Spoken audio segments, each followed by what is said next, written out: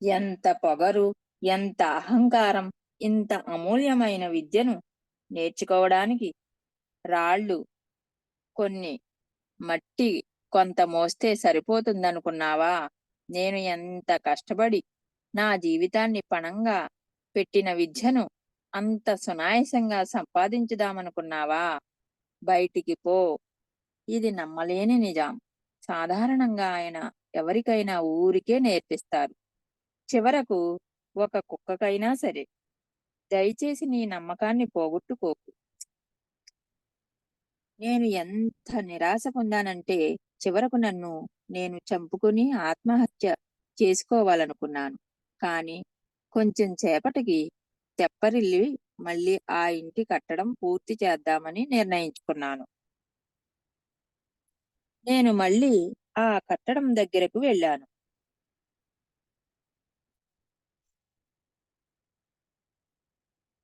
9 అంతస్తులు పూర్తి అయ్యాయి. ఇక కట్టడం అంతా చివరికి వచ్చింది. కానీ నా వీపు మీద పుండు చాలా పెద్దది అయి నన్ను విపరీతంగా పెడుతుంది. నా వీపు మీద పుండును లామాగారి భార్యకు చూపించి, లామాగారికి ఆయన ఇచ్చిన మాటను గుర్తు చెయ్యమని బ్రతిమాలుకున్నాను. గొప్ప మాంత్రికుడు చాలా కష్టపడి పని చేస్తున్నాడు. అంతేకాక అతని వీపు మీద చాలా పెద్ద పుండయి బాధ పెడుతుంది అని ఆయన భార్య ఆయనకి చెప్పింది. ఇది చాలా క్రిములతో కూడి ఉంది. ఒకవేళ మీరు అతన్ని పెడుతున్న బాధలు ప్రజలకు తెలిస్తే మీకు ఎంత అవమానము, ఎంత క్రూరుడో అని అనుకుంటారు. విన్నవారందరూ పని తక్కువ, వాగుడు ఎక్కువ అని ఒక సామెత చెప్పినట్టు అతను ఆ ఇంటిలోని చివరి అంతస్తు కూడా పూర్తి చెయ్యని అప్పుడు అతనికి నేను విద్య నేర్పిస్తాను. సరే, అతనిని ఇక్కడికి రమ్మని పిలిచి అతనికి ఇంతకు ముందు కన్నా ఇంకా ఎక్కువ పనిని అప్పగిస్తారా? మార్ప నాకు లేచిన పుండును దీక్షగా చూశారు. ఒకవేళ నీ బట్టలను ఇలా మడతలు పెడితే నువ్వు పడుతున్న బాధను, హింసలను నేను విద్య నేర్చుకోవడానికి పడిన అవమానాలు, పరీక్షలు, హింసలతో పోలిస్తే చాలా తక్కువ. మా గురువు నరోప ఇంకా క్రూరంగా హింసించి నాకు విద్య నేర్పాడు. నిజంగా నీకు సత్యం గురించి తెలుసుకోవాలి అంటే నీ దగ్గర చాలా ఓర్పు, సహనం ఉండాలి. నేను నాకు చాతనైనంత వరకు బాగా నరోపా చేసినట్లే చేస్తాను. ఎందుకంటే అతను సత్యం యొక్క అంత అంతాన్ని తెలుసుకోవాలి కాబట్టి. అది నీ పుండు మీద దుమ్ము పడకుండా కొంతవరకు కాపాడుతుంది. ఆయన అంకిత భావంతో చాలా గొప్పవాడు.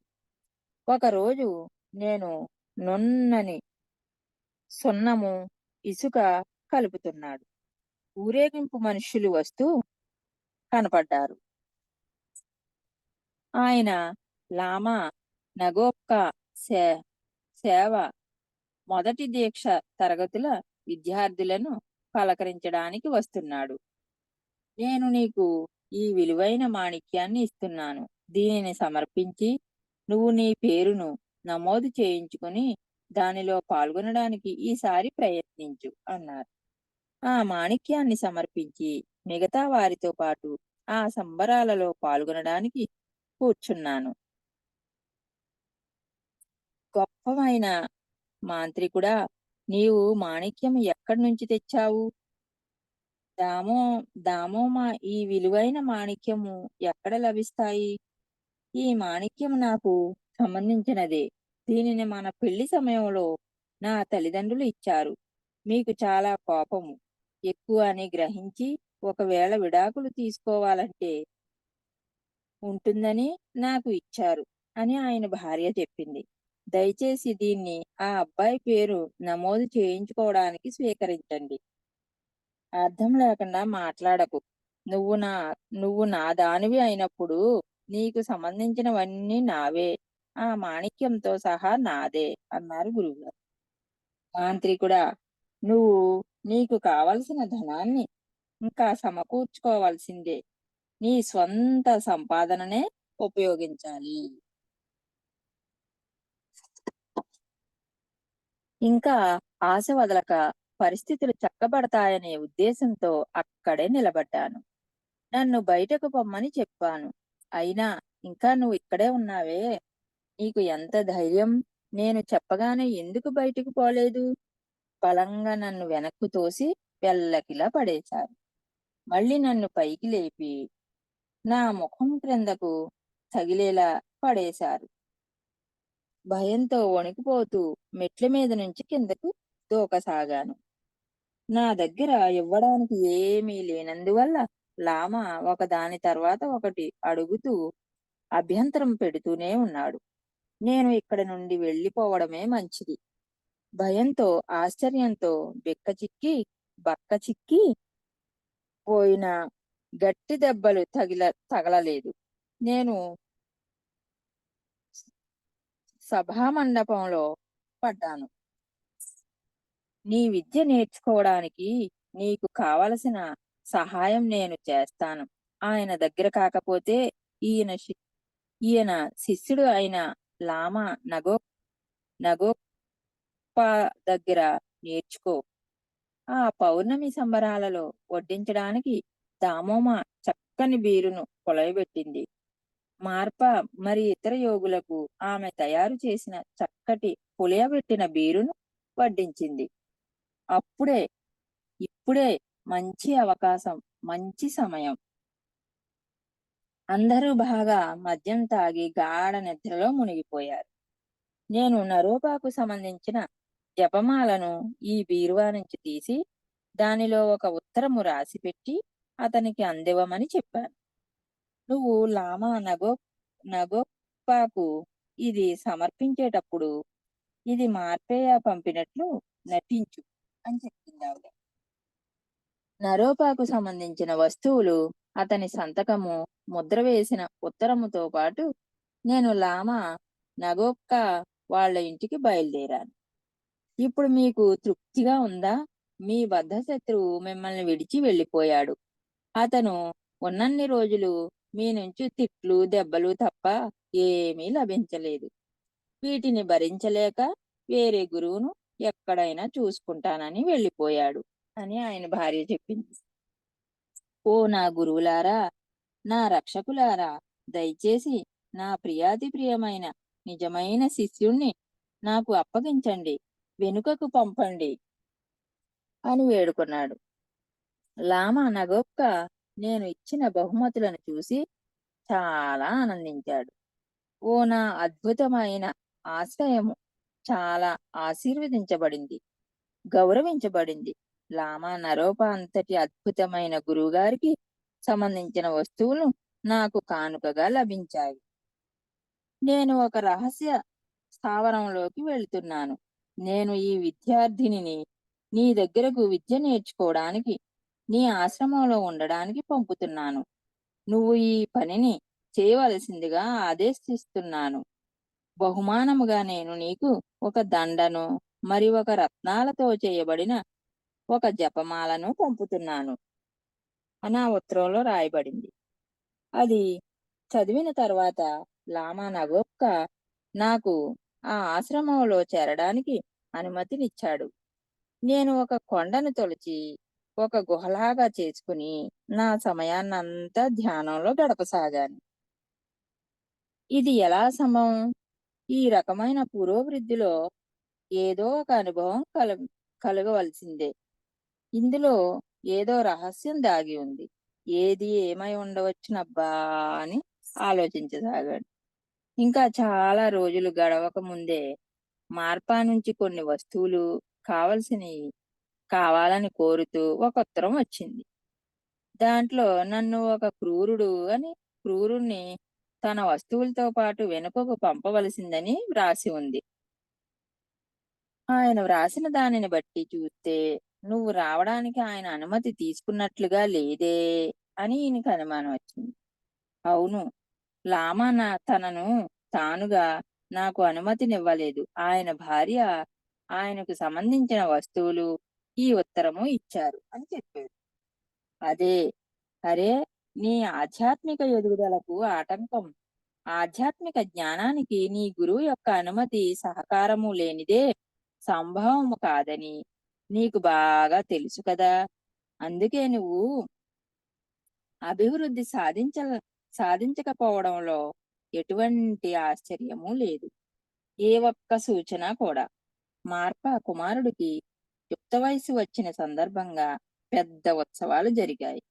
ఆ ఉత్సవాలకు చాలా ఆడంబరముగా లామా నగోక్క తన దగ్గర ఉన్న విలువైన వస్తువులు బహుమానాలుగా వజ్రాలు మరి సంపదలతో ఆయన దగ్గరికి వచ్చాడు.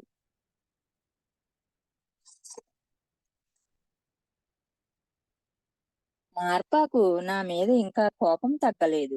నన్ను చూడడానికి అనుమతి తిరస్కరించాడు. నేను చచ్చిపోవాలని నిర్ణయించుకున్నాను. ధైర్యంగా ఉండు మాంత్రికుడా, నిన్ను నువ్వు చంపుకోకు. ఆత్మహత్యను మించిన పాపం వేరొకటి లేదు. దామోహ వెళ్ళి ఆ గొప్ప మాంత్రికుడిని పిలుచుకురా. ఈ రోజు మనకు అతనే గౌరవ అతిథిగా ఆహ్వానించబడతాడు. చివరికి ఆయన నన్ను గుర్తించి నీకు ప్రవేశం కల్పిస్తున్నారు. నువ్వు ఈ రోజు ముఖ్య గౌరవ అతిథివి.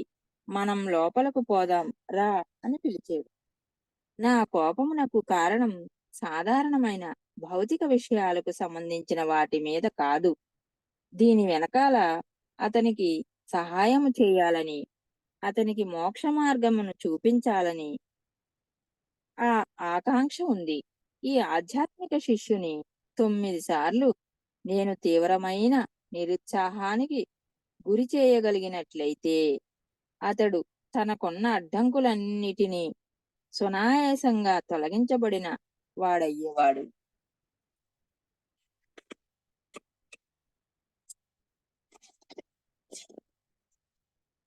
కాని దామోహ యొక్క అకాల జాలి కరుణలు అతనిని కేవలం 8 అడ్డంకుల నుంచే తొలగించగలిగింది. అందుకే అతనిలో ఇంకా అజ్ఞానం అలాగే ఉంది.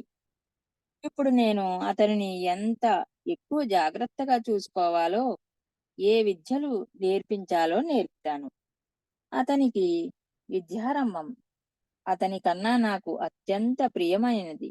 నా హృదయమునకు ఎంత ఆనందము కలుగుతుందో అంత ఉన్నతమైనది. కాబట్టి ఇక ఇప్పటి నుంచి సంబరాలు, వేడుకలు, అందరూ ఆనందించండి. నా జుట్టు కత్తిరింప వేయబడింది. నాకు కొత్త బట్టలు ఇవ్వబడ్డాయి. చిట్ట చివరకు నేను ఎంతో కాలంగా కోరుకుంటున్న విద్య అభ్యాసించడానికి అనుమతితో పాటుగా నాకు కొత్త పేరు, గంభీరం గంభీరమైన నవ్వుతున్న వజ్రం ఇవ్వబడింది. ప్రియమైన నా కుమారుడా, మొట్టమొదటి నుంచి నువ్వు ఒక ప్రత్యేకమైన శిష్యుడివని నాకు తెలుసు. నువ్వు కట్టిన ఇల్లు 4 రకాల గుణాలు, మరి 4 రకాల బుద్ధత్వపు ప్రక్రియలు, నువ్వు పడిన కష్టాలు, చేసిన పనులు వల్ల నువ్వు చాలా అడ్డంకులకు కర్మలను తొలగించుకున్నావు. వెళ్ళు, వెళ్ళి ఒకే ఒక్కడుగా ఏకాంతములో కూర్చుని ధ్యాన నిమగ్నుడి కా. నాకు అవసరమైన వస్తువులన్నీ ఇవ్వబడ్డాయి. అవి తీసుకుని నేను దక్షిణ పర్వత శిఖరాలు, అవే టైగర్ రాక్ అనే పిలువబడే వాటి దగ్గర ఒక గుహలో నివసించసాగాను. అప్పటి నుంచి పగలు రాత్రి చాలా సమయాన్ని ధ్యానంలోనే గడిపాను. సుమారు 1 సంవత్సరము అలా గడిచిందనుకుంటాను. అప్పుడు లామా గారి భార్య నన్ను వారి ఇంటికి రమ్మని ఆహ్వానించడానికి వచ్చారు.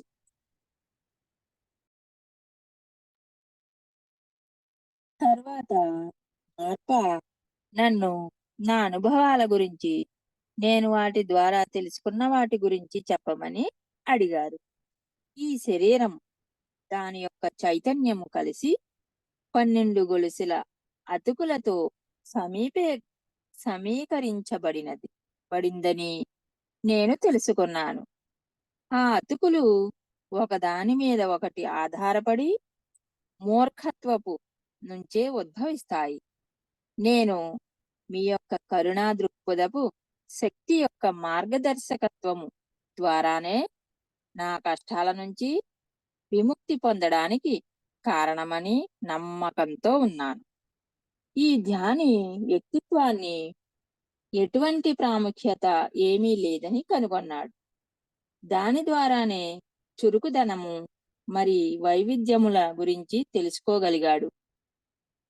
అందువల్ల నేను ఖచ్చితమైన అంతఃపరిశీలనకు కావలసిన వివిధ స్థాయిలను దాటాలని, ఇంకా నాలోని చైతన్యం వెలికి తీయాలని అనుకుంటున్నాను.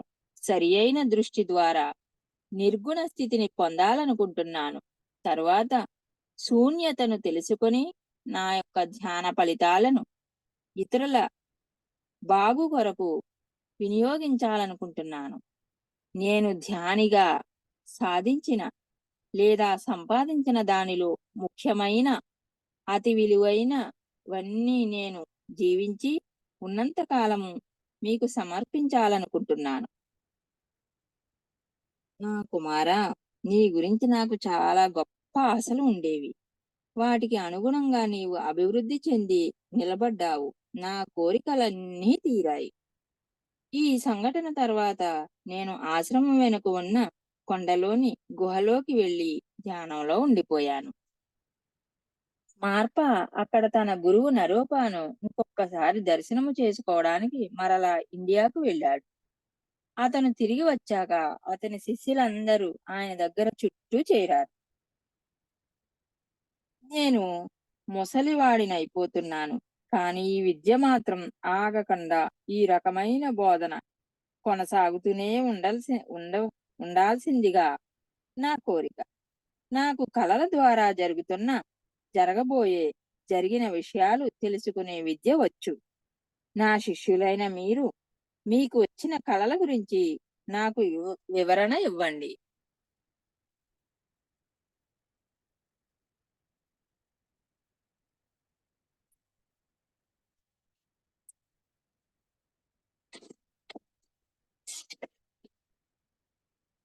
ఆ రోజు రాత్రి నా కలలో 4 పెద్ద స్తంభాలు, ఒక పెద్ద పర్వతము చుట్టూ ఉండి ఆకాశాన్ని తాకుతూ ఉన్నాయి. తూర్పున ఉన్న స్తంభం మీద ఒక సింహము తిరుగుతుంది. పడమటి వైపున ఉన్న స్తంభం మీద ఒక గరుడ పక్షి అరుస్తుంది. దక్షిణ స్తంభం మీద ఒక ఆడపులి గర్జిస్తుంది. ఉత్తరము వైపున ఉన్న స్తంభము మీద ఒక రాబందు నిలుచుని ఉంది. ఆ సింహము ఆ శిష్యుడైన షూరటన్, ఎవరికైతే సింహము లాంటి గుణము ఉందో అతను గతం తార్కిక నిజాలను తెలుసుకోగలడు. ఆ పులి నగోక్క అతనిది. పులిలాంటి ప్రకృతి అతను యోగ సాధనలో మెలకువలు, విధానాలు, అంచులు, పద్ధతులలో అధ్యయనము చేసి నిష్ఠాతుడవుతాడు. ఆ గరుడ పక్షి మెటన్, ఎవరైతే చాలా స్వేచ్ఛగా జీవిస్తాడో అతనే గరుడడు. ఆ 4 స్తంభాలు నా ప్రియమైన మీ నలుగురిని సూచిస్తాయి. ఉత్తరము వైపున ఉన్న పెద్ద స్తంభము మిలారెప, ఆ రాబందు అతనిని రాబందులాగా ఉండాలని సూచిస్తుంది. అతనిలో పూర్తిగా మార్మిక సత్యాలు నిండి రాబందులాగా ఉండాలని ఆ 4వ స్తంభము పైన రాబందు సూచిస్తుంది. పెద్ద రాయి చలనము లేనటువంటి విషయాన్ని సూచిస్తుంది. ఈ కళ చాలా అద్భుతమైనది. అంతేకాక అది ఈ విద్యాబోధన పరంపర చాలా గొప్పగా ఉండబోతోందన్న ఆనందభరితమైన విషయం జరగబోతోందని తెలియజేస్తుంది. మార్ప తన దగ్గరున్న నిధుల లాంటి తన పవిత్ర విషయ వివరాలను, ఇంకా ఆధ్యాత్మికతను సంబంధించిన వివిధ వస్తువులను, విజ్ఞాన శాస్త్ర సంబంధమైన పుస్తకాలను మా కొరకు తీసి వాటిని గురించి వివరంగా మా అందరికీ తెలిపారు.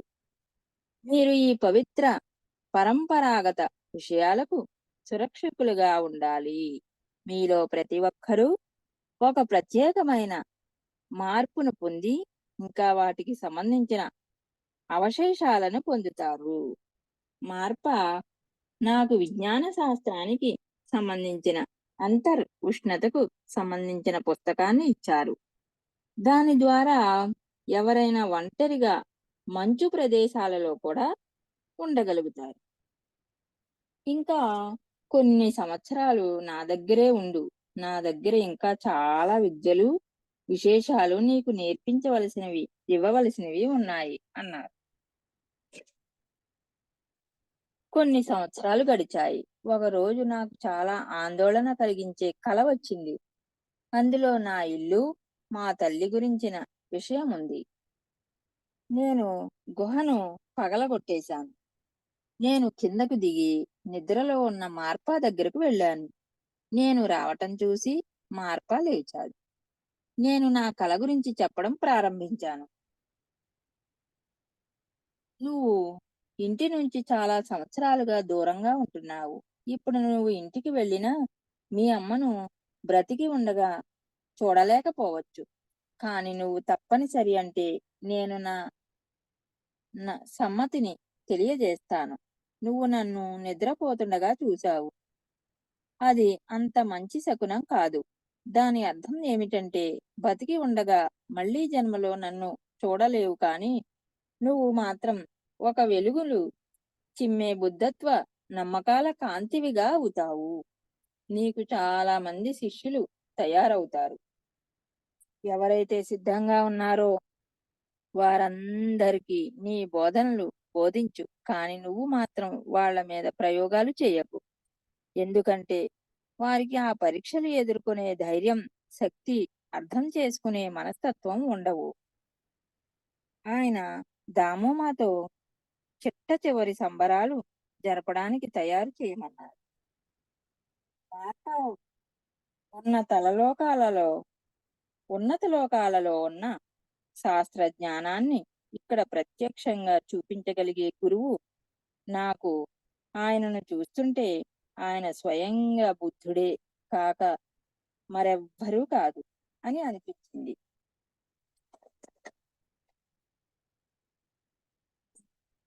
ఇప్పుడు నీకు కనపడినదంతా మరో భౌతిక పరివర్తన.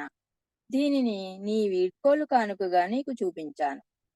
ఏదో ఒక సమయంలో నీకు ప్రమాదం సంభవించే సూచనలు కనబడినప్పుడు ఇది ఉపయోగపడుతుంది. అంతవరకు ఈ చుట్టగా చుట్టిన చీటీని విప్పకు. ఇంక ఇప్పుడు నువ్వు వెళ్ళడానికి పూర్తిగా తయారయ్యావు. ఏకాంతంగా ఉండే మంచు పర్వతాల మీదకు వెళ్ళిపో. నీ ధ్యాసనంతా ధ్యానం వైపుకు మళ్ళించి నిన్ను నువ్వు ధ్యానానికి అంకితం చేసుకో. అంతేకాక నేను నిన్నెప్పటికీ మర్చిపోలేను. మరుసటి రోజు ఉదయాన్నే కొంతమంది గుంపుగా నాతో కలిసి నాకు వీడ్కోలు ఇవ్వడానికి వచ్చారు. మేము అందరము సగం రోజు కలిసి ప్రయాణించాం. దామోహ దామోమ నాకు ఒక జత బూట్లు, కొన్ని ఆహార పదార్థాలు, ఇంకా ఒక పుర్రెలో నిండా తేనె పోసి ఇచ్చింది. నా యొక్క ధీరుడైన, ఉత్సాహవంతుడైన పుత్రుడా, నీ ఆధ్యాత్మిక తల్లిదండ్రులను మరువకు. నీకు మంచి ఆరోగ్య బలము మరియు నుషినిత పరిశీలనాత్మక శక్తి కలుగగాక. మనం బుద్ధ క్షేత్రములో భవిష్యత్తులో కలుసుకొందుముగాక అని దీవించారు. అందరూ కన్నీరు కారుస్తున్నారు. నేను చివరిసారిగా సాష్టాంగ ప్రణామం చేశాను. నా కనుచూపు అందే వరకు వెనుకకు తిరగకుండా అలాగే నడుస్తూ వెళ్తున్నాను. వారు కనబడేంత వరకు చూస్తూనే ఉన్నాను. మా పాత గ్రామం దగ్గర కొంతమంది గొర్రెల కాపరులను చూశాను. నేను ఈ ఊరి ఈ ఊరికి సంబంధించిన వాడిలాగా కాకుండా వేరే ఊరి వాడిలాగా నటిస్తూ వాళ్ళని అడుగుతున్నాను. ఆ ఇల్లు ఎవరిది? దాని సంగతి ఏమిటి? ఓ అదా, అది చాలా రోజులుగా ఎవరు వెళ్ళని ఇల్లు. ఒక మాంత్రికుడు, అతని తల్లి ఉండేవారు. కానీ ఇప్పుడు వాళ్ళెవరూ లేరు. అందరూ చనిపోయారు. నీకు ధైర్యం ఉండి వెళ్ళగలిగితే కొన్ని పుస్తకాలు దొరుకుతాయి అని చెప్పారు. సూర్యుడు అస్తమించే వరకు నేను ఆగి చీకటి పడ్డాక గ్రామంలోనికి వెళ్ళాను. నేను కలలో చూసినట్లుగా మా ఇల్లు యథాతథంగా అలాగే ఉంది. వర్షం లోపల కారుతుంది. ఎలుకలు, చుంచెలుకలు ఇంటి నిండా ఉన్నాయి. ఒక మూల ఎముకల పోగు కనబడింది. అది అక్కడే మరణించిన మా అమ్మది అని అనుకున్నాను. మార్పా మాటలను గుర్తు తెచ్చుకుని నేను 7 రోజుల పాటు గాఢంగా ధ్యానంలో గడిపాను. చివరకు ఆ ఎముకలన్నిటినీ కుప్పగా చేశాను. ఆ ఎముకలను బంకమట్టితో కలిపి వాటిని చిన్న చిన్న స్తూపాలుగా చెయ్యాలని నిశ్చయించుకున్నాను. అవే కాకుండా చదవగలిగే స్థితిలో ఉన్న పుస్తకాలను కూడా మూటకట్టుకుని బయలుదేరాను. నేను మొట్టమొదట ఇంతకు పూర్వం నా తొలి గురువుగారి ఇంటికి వెళ్ళాను. కానీ ఆయన కొడుకు మాత్రమే బతికి ఉన్నాడు. నా దగ్గర ఉన్న పుస్తకాలను అతనికి కానుకగా ఇచ్చాను. నేను నీకు సాసా చేయడం నేర్పుతాను. ఇద్దరము కలిసి సాసాను కట్టి దానికి జరపవలసిన పూజలు, అర్పణాలు చేశాము. వాటిని అన్నిటినీ స్తూపంలో ఉంచాము. అక్కడి నుంచి బయలుదేరడానికి తయారయ్యాను. ఈ ఆహారాన్ని స్వీకరించు. ఇంకా నన్ను నీ ధ్యాన సమయంలో గుర్తుకు తెచ్చుకో, మరిచిపోకు. నేను ఊరి దగ్గర ఉన్న పర్వతాల వెనుక వైపుకు వెళ్ళాను.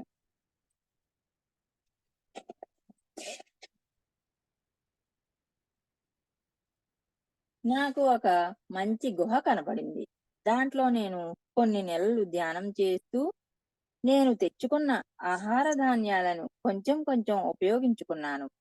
నా దగ్గర ఉన్న ఆహార పదార్థాలన్నీ అయిపోయాయి. ఆకలికి ఆగలేని పరిస్థితి కలిగింది. ఇంకా ఆగలేక నేను ఈ పర్వతపు గొర్రెల కాపరుల దగ్గర నుంచి ఆహారాన్ని అడుక్కుంటున్నాను.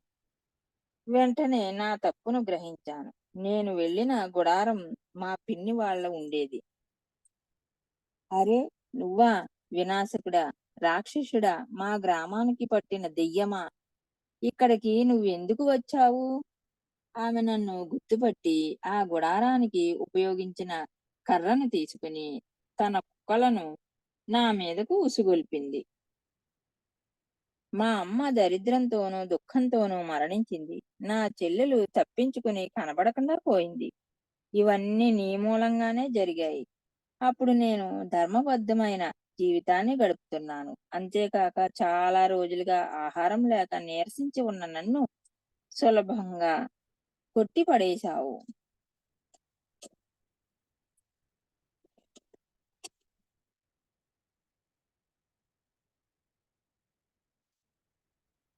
మీ నీ మీద కోపం తెచ్చుకోవడానికి నాకు చాలా కారణాలు ఉన్నాయి. కానీ నేను నా గురువు చెప్పినట్లు మాత్రమే చేయదలిచాను.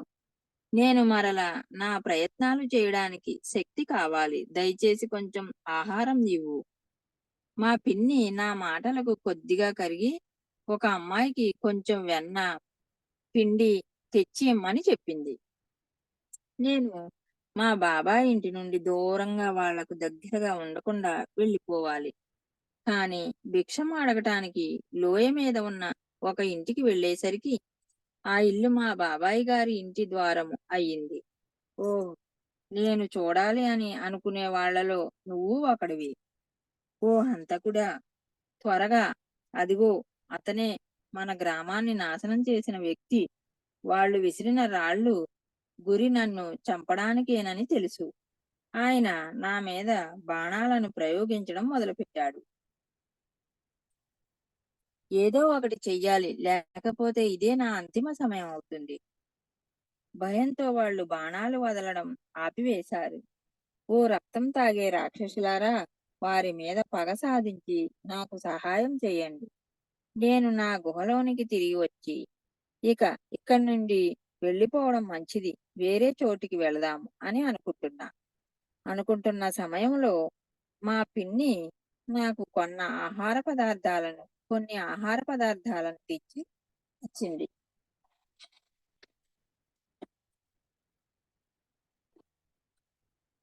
నా ఆధీనంలో ఉన్న నా పొలాన్ని తను తీసుకోవాలన్న కోరికను ఆమె వ్యక్తపరిచి, దానికి బదులుగా నాకు కావలసిన ఆహార పదార్థాలను, ఇంకా ఎండిన మాంసమును ఇస్తానని ప్రమాణం చేసింది.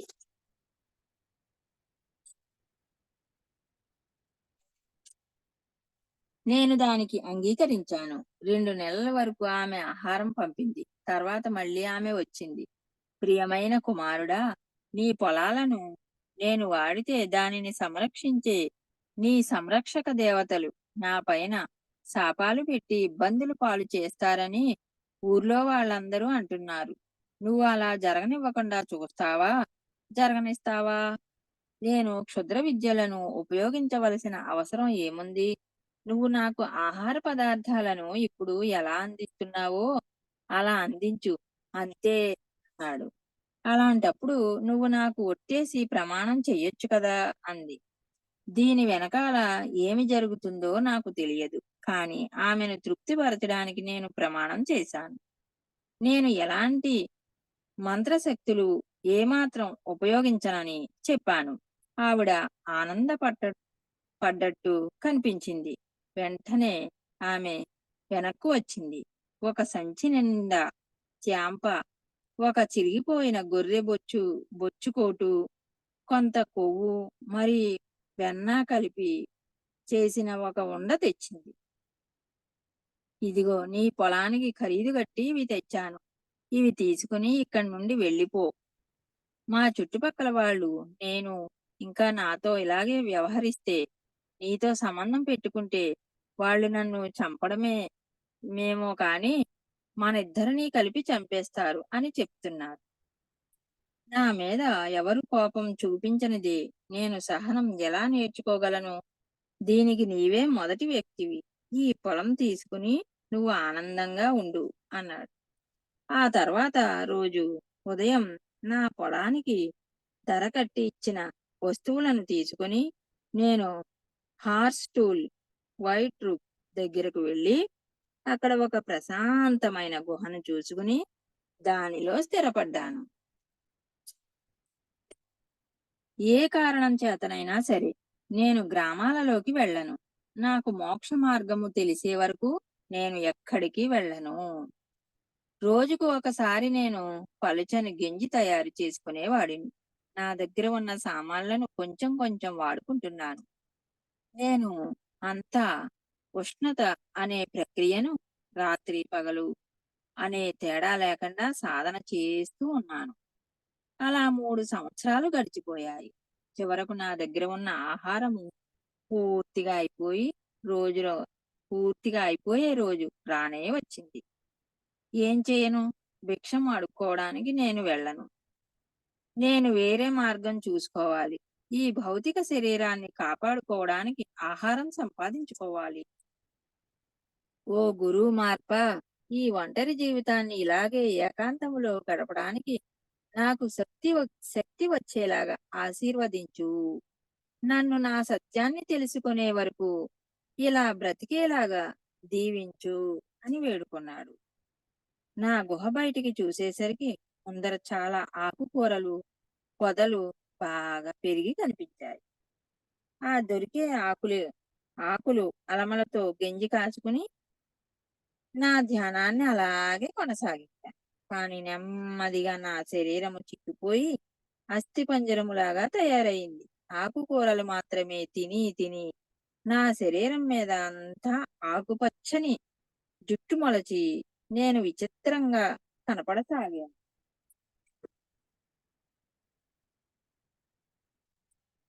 వేటగాళ్ళు వేటాడి ఏమీ దొరక్క వెనక్కు వెళ్ళడానికి వెళుతూ నా గుహ దగ్గర నుంచి నడిచి వెళుతున్నారు.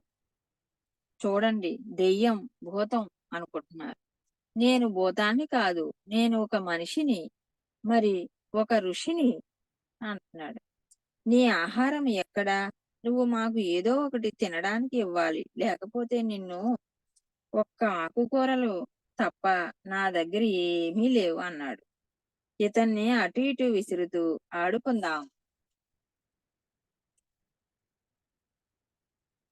ఈ సమన్వయ సారము లాభాలను పంచుకోవడములో దాగి ఉంది. ఎలాగైతే పంటలు స్వర్గము మరియు భూమిల సమన్వయంతో పండుతాయో, అలాగే ఒక యోగి రాతి గుహలలో ధ్యాన నిమగ్నుడై ఉన్నప్పుడు అతని ద్వారా లబ్ధి పొందిన వారు ఆయనకు ఆహారాన్ని ఇస్తారు. ఈ రెండు కలయికలు కలిసి సమన్వయము పొంది వారిని మోక్ష మార్గమునకు చేరుస్తాయి.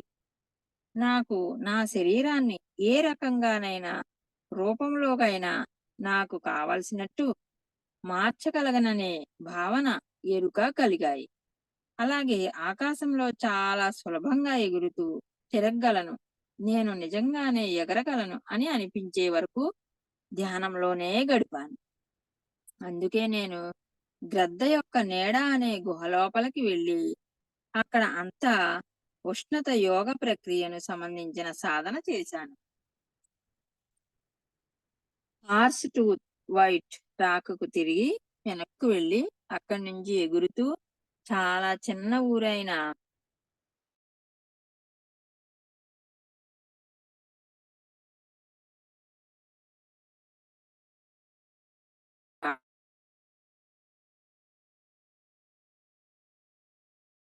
చాలా విడ్డూరం. నానా, అక్కడ చూడు, ఒక మనిషి ఎగురుతున్నాడు.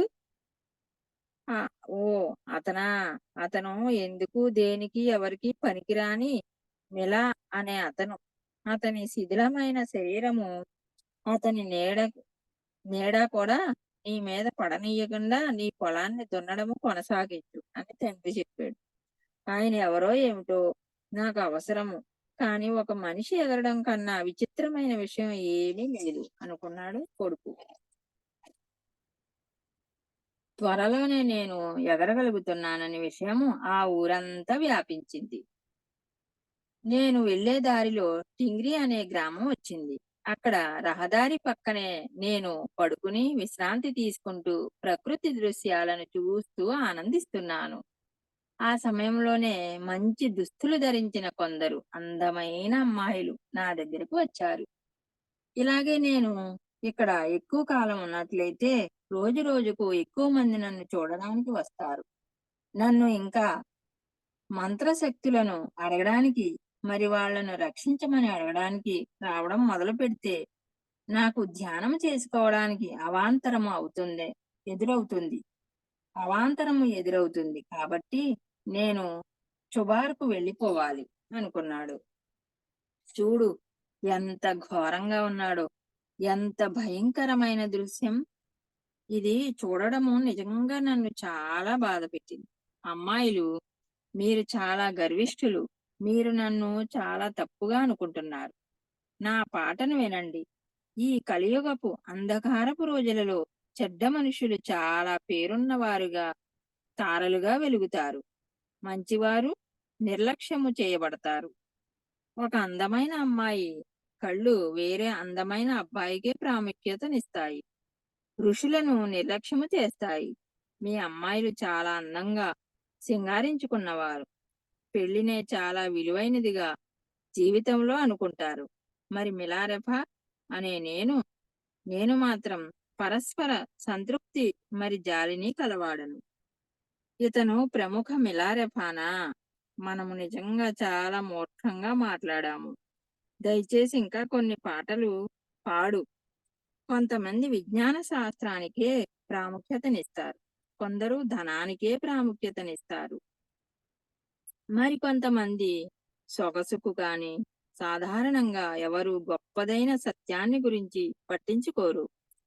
మీ అమ్మాయిలు ఎలాగైతే ప్రేమ గీతాలకు ఎక్కువ మక్కువ చూపిస్తారో అలాగే, కానీ ధర్మం అనే శబ్దాన్ని వినడానికి కూడా మీకు చిరాకే. తరువాత కొన్ని సంవత్సరాలు నేను రకరకాల ప్రదేశాలలో ధ్యానములో గడిపాను. కొన్ని ప్రదేశాలు చాలా ఎత్తైన మంచు ప్రదేశాలు, కైలాసగిరి పర్వతాలు, ఇంకా నేపాల్ యొక్క గుహలలో కూడా ధ్యానము ధ్యానములో గడిపాను. ఎందుకంత బాధాకరంగా నిస్పృహతో నన్ను పిలిచావు? నువ్వు భావోద్వేగము, దుఃఖముతో ఎందుకు నిండి ఉన్నావు? బాహ్య ప్రపంచానికి నేను భౌతికంగా నీకు దూరంగా ఉన్నాను. నిజానికి నేను ఎప్పుడూ నిన్ను విడిచి ఉండలేదు.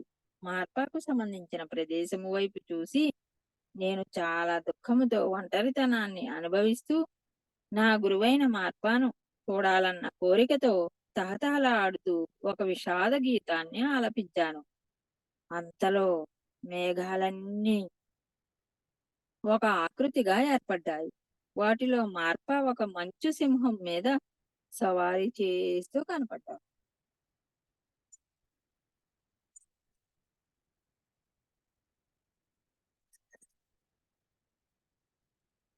చుంప అనే అతను అందరిలో ముఖ్యమైన శిష్యుడు. ఆయన రేపాల యొక్క పెద్ద గురువు అనే పదవి కూడా ఉంది. లెక్కలేనంత మంది ఆయన బోధనలను అందుకున్నారు. చాలా అంకిత భావము కల శిష్యుడు. అలాగే సాధారణ అనమయములు అన్ని స్థాయిలలో మా ఇతర ప్రాంతాలకు చెందిన వారు తయారయ్యారు. మిలారెపాను ఉదాహరణగా తీసుకుని చాలా మంది యోగులు హిమాలయాలలో ఏకాంతంగా ధ్యానం చేయడం మొదలుపెట్టారు. అందులో చాలా మందికి జ్ఞానోదయం అయ్యింది. సన్యాసి గాంపో అనే అతను వారందరిలోనూ ముఖ్య వైద్య సన్యాసిగా ఎంపిక అయ్యాడు. మంచు ప్రాంతాలన్నిటిలోనూ టిబెట్లోనూ మిలారెపా ఒక ప్రముఖుడైన సర్వశక్తివంతమైన యోగిగా గుర్తింపు పొందాడు. ఆయన తనకు గల అతీత శక్తులను చూపించి తాను అనితరస సాధ్యమైన స్థానమైన బుద్ధత్వమును సాధించినట్లు నిరూపించగలిగాడు.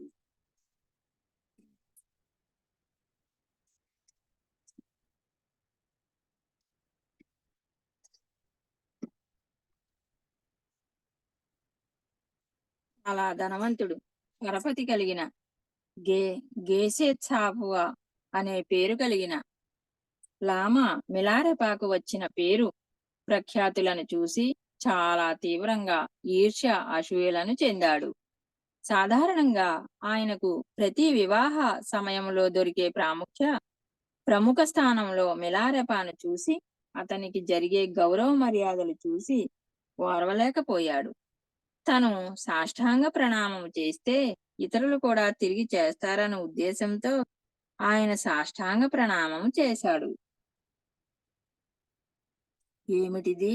నేను చాలా విద్యవంతుడని, శాస్త్ర పారంగు పారంగతుడని ఒక మూర్ఖునికి గౌరవం ఇచ్చినట్లు చేశాను. దీనికే ఇంతకు ఇంత అతను అనుభవించేటట్లు చేస్తాను. నాకు ఇంత అవమానమా కలగడానికి, నేను ఇంత ఇబ్బందికి పడడానికి ఈ మూర్ఖుడే కారణం. తన గురువు ముందు తప్ప ఇతరులెవ్వరి ముందు తలవంచని మిలారప అతనిని పట్టించుకోక తిరిగి వందనం చేయలేదు. గురువుగారు, మీరు ఈ వేదాంతమునకు సంబంధించిన పుస్తకాలలో ప్రతి పదాన్ని మాకు అర్థమయ్యేలా వివరించగలరా అని అడిగారు. నేను ఎల్లప్పుడూ ఎరుకతో ఉండటము వలన ఈ మూర్ఖత్వపు భ్రమల గురించి మరిచిపోయాను. చాలా రోజులుగా పదములను వాడటము అనే అలవాటు లేకుండా ఉండడం వలన ఈ పద సమూహాలను ఎలా ఉపయోగించాలో మరిచిపోయాను. మీరు చాలా గొప్ప ఆధ్యాయికులు. దీనిని మీరే స్వయంగా వివరించగలరు అన్నారు. నువ్వు చాలా నిరుత్సాహపరుస్తున్నావు. నేను ఒకవేళ ఇదే విషయాన్ని ఇంకా పొడిగిస్తే మీ జ్ఞానమును అంతా ఉపయోగించినా సరిపోదు. గేషే, గురువుగారు, మీరు దయచేసి ఇక నోరు మూయండి. మీరు మీ గురువుగారిని అంచనా వేయడానికి ఏ రకంగానూ సరిపోరు. ఈ హేళన చాలా అవమానకరమైనది, భరించసఖ్యము కానిది.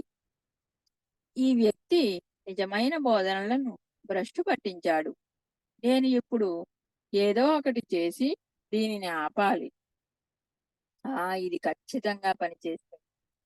ఒక కప్పులో పెరుగును నింపి దానిలో విషం కలిపి తన అంతరంగిక మనిషిని పిలిచాడు. నీవు ఈ కప్పును మిలారెపాకు ఇవ్వాలి. దీనిలో విషం ఉంది. అది అతనికి ఇవ్వడానికి ఈ మాణిక్యము నీకు ఇస్తాను. అన్నాడు. దీనిని మళ్ళీ వెనక్కు తీసుకురా, అప్పుడే నేను దీనిని తాగుతాను. తనకు విషం తీసుకోకపోయినా సమయం దగ్గర పడిందని తెలియక ఒకవేళ అతను తీసుకుంటే ఆమెకు వచ్చే బహుమతిని తర్వాత ఆమెకు ఇవ్వరని తెలిసి ఆయనకు జరుగుతున్న విషయాలు తెలుసుకునే విద్య తెలుసు. అందుకే ఆయన దానిని తీసుకోకుండా వెనక్కు పంపించాడు. అదంతా ఉత్తదే స్మృతులతో వర్ణించాడు. ఏ వ్యక్తికి భవిష్యవాణి తెలుస్తుందో అతను అతనిలాగా కాకుండా వేరేలా ఉంటాడు అని. అంతేకాకుండా ఆయన్ని ఆయన నన్నే తాగమని చెప్పి ఉండొచ్చు కదా.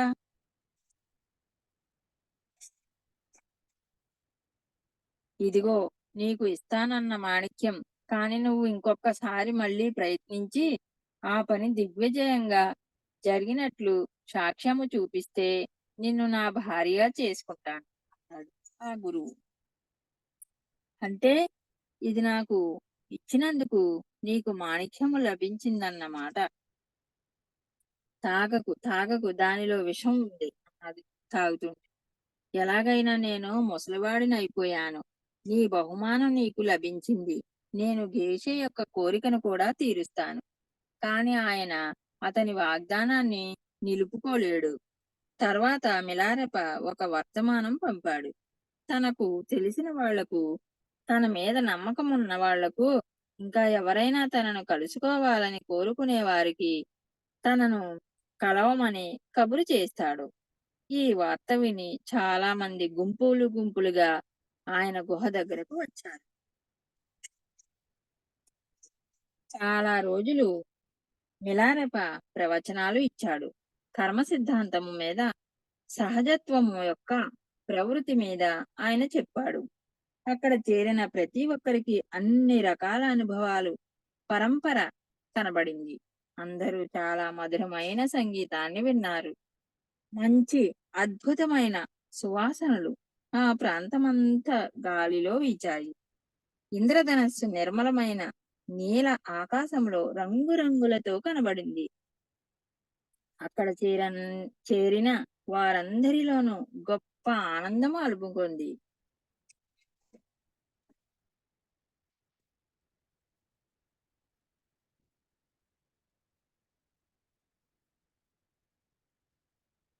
చివరికి అక్కడికి చేరుకున్నాడు. అతని కొత్త శిష్యులు అయిన ఎవరో తెలియక మిలారెప ఉన్న చితి దగ్గరికి వెళ్ళనివ్వకుండా అడ్డుకున్నారు. మిలారెప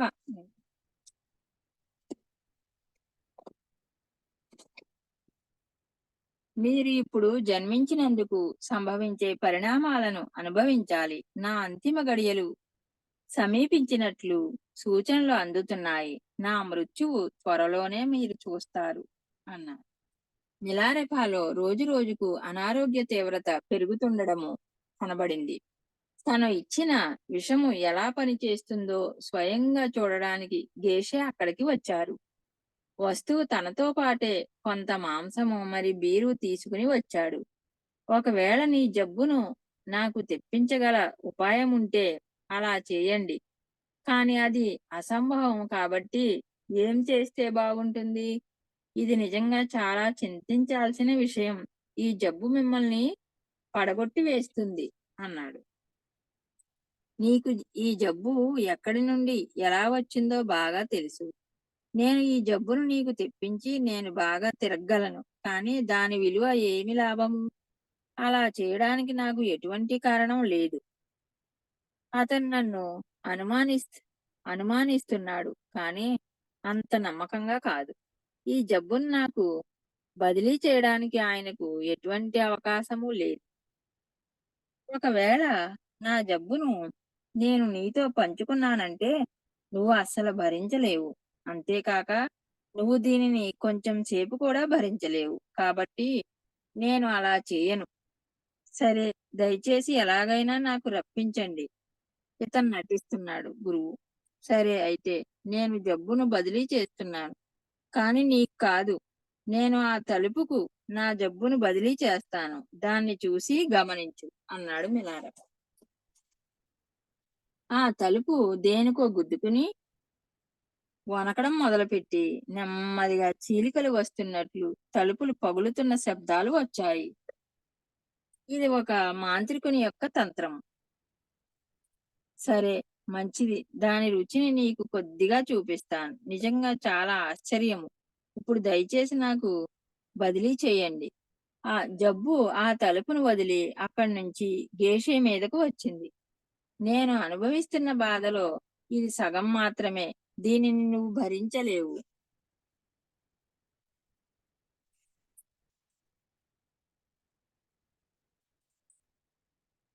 బాధతో వణుకుతూ నేల మీద పడిపోయాడు. ఆ జబ్బు నీకు వచ్చేలాగా చేసింది వేరెవరూ కాదు, నేనే. నా దగ్గర ఉన్నవన్నీ నీకు ఇచ్చేస్తాను. దయచేసి నన్ను క్షమించు. నాకు ఈ ఆస్తులపైన వ్యామోహము లేదు. నేను ఇప్పుడు చుబార్ అనే ప్రదేశానికి వెళ్ళి మరణం ఆసన్న సమయం గురించి ఒక నివేదిక సమర్పించాలి. అనుచరులు శిష్యులు చుట్టూరా చేరి ఉండగా మిలారెప గాఢ ధ్యాన స్థితిలోనికి ప్రవేశించి, అలాగే తన భౌతిక శరీరాన్ని తన 84వ సంవత్సరములో వదిలివేశాడు. ఆ గ్రామంలోని ఆకాశమంతా చాలా విచిత్రమైన దృశ్యముతో నిండిపోయింది. ఒక రకమైన సౌకుమార్యమైన అనుభూతిని ప్రతి ఒక్కరూ పొందారు. అతని అనుమా అనుయాయులు, శిష్యులు రంగులతో నిండిన మండపాన్ని తయారు చేసి దాని మీద అతని అంత్యక్రియలు గదిని కట్టారు. మిలారెప తన అంత్యక్రియలను తన ప్రియతమ శిష్యుడైన రేచుంప వచ్చే వరకు చేయొద్దని చెప్పినప్పటికీ ఇతరులు ఆయన అంతిమ కార్యక్రమాలు చేయడం మొదలుపెట్టారు. ఆ రోజు ఉదయమే ఆయన భౌతిక దేహాన్ని ఉంచిన చితికి నిప్పు అంటించారు. కాని నిప్పు అంటుకుని శరీరమును తాకలేదు.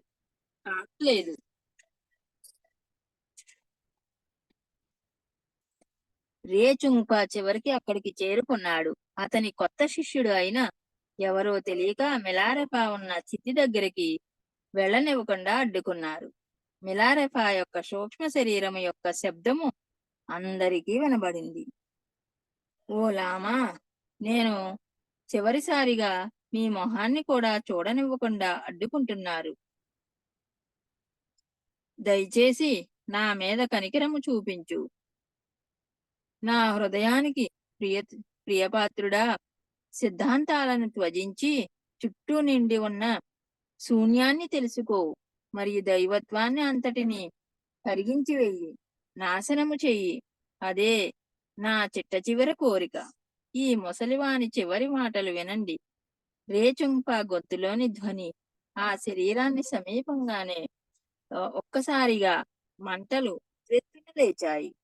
దేహము పూర్తిగా ఒక బొమ్మలాగా తయారైంది. నా ప్రియమైన కుమారా, నా ముందుకు రా అన్నారు. ఆ చితి పూర్తిగా కాలడం అయ్యేసరికి సాయంత్రం అయ్యింది. వింత అయిన అవశేషాలు తప్ప మిగతావన్నీ కాలిపోయాయి. అందరూ వాటి పక్కనే పడుకోవడానికి వెళ్ళారు. తెల్లవారుతున్న సమయంలో రేచుంప కలలో డాకినీలు కొందరు కలిసి ఒక పెద్ద కాంతిని తమతో తీసుకుని వెళుతున్నట్లు కల వచ్చింది. నిద్రపోతున్న వారినందరినీ లేపి ఆ అంతిమ కర్మకాండ జరగబడిన గదిలోకి చూశారు జ్ఞాన కాపరులు. అక్కడ ఉన్న అందరూ ఆ డాకినీలు ఎలా ఆకాశంపైకి ఎగురుతున్నారో చూశారు. వారి చేతులతో పవిత్ర అవశేషాలు ఆ అంత్యక్రియలు జరిగిన ప్రదేశంలో ఏవీ లేకుండా తీసుకుని వెళ్ళిపోతున్నారు. అలా మిలారెపా యొక్క జీవిత కథ ముగిసింది. ఎవరైతే గొప్ప ముక్తిని సాధించారో, ఎటువంటి అతని బోధనలు మరియు చర్యలు ఇప్పటికీ కూడా ఇంకా సజీవంగా ఉండి అవి అమలు జరుగుతూనే ఉన్నాయి. అంతేకాక ప్రపంచమంతా వ్యాపిస్తూనే ఉన్నాయి.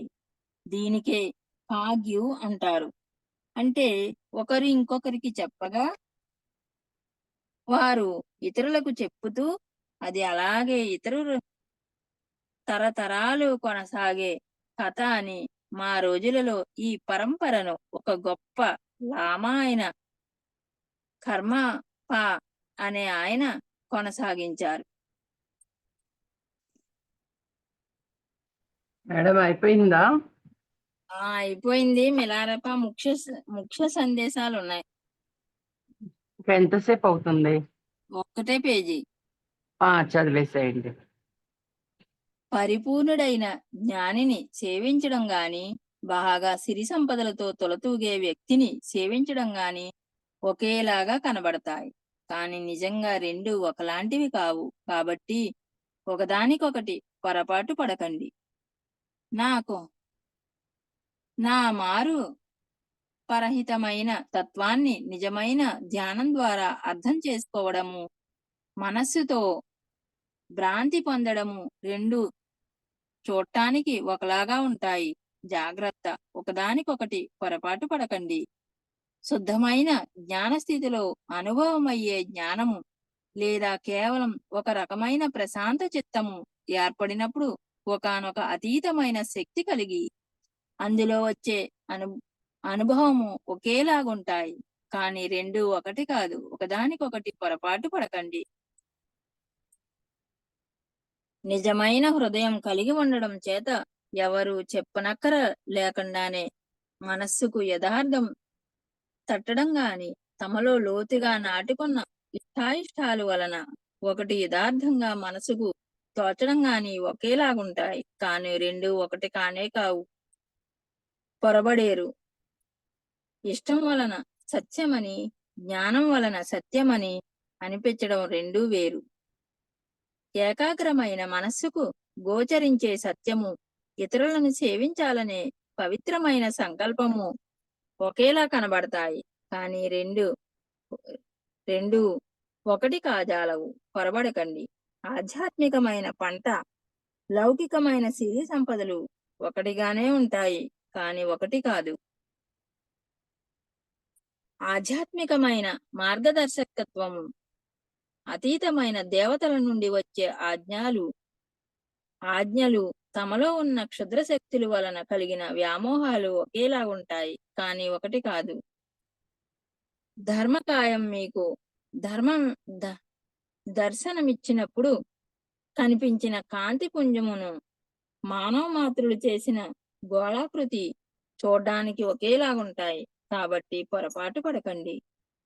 నిజమైన ముక్తి ఇంద్రియాల చేత భావింపచేసే స్వర్గతుల్యమైన సుఖము ఒకేలాగుంటాయి. కానీ రెండు ఒకటి కావు. పొరబడకండి. దేవతల చేత నిర్మించబడిన శవపేటిక, భూతాదుల చేత నిర్మించబడిన శవపేటిక ఒకేలాగుంటాయి. కానీ ఒకటి కాదు.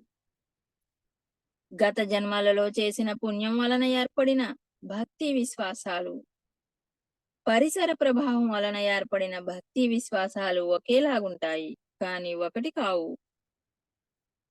హృదయంలో నుండి పెళ్ళుబిక వచ్చిన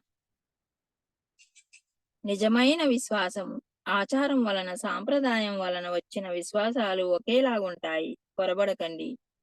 నిజమైన బుద్ధ ధర్మాన్ని హృదయపూర్వకమైన భక్తి విశ్వాసాలతో అధ్యయనం చేయడము, గురువుగారి ఎదుట ముఖప్రీతితో పైకి చదవడము ఒకేలాగుంటాయి. కనబడతాయి. కానీ ఒకటి కాదు. పొరబడకండి.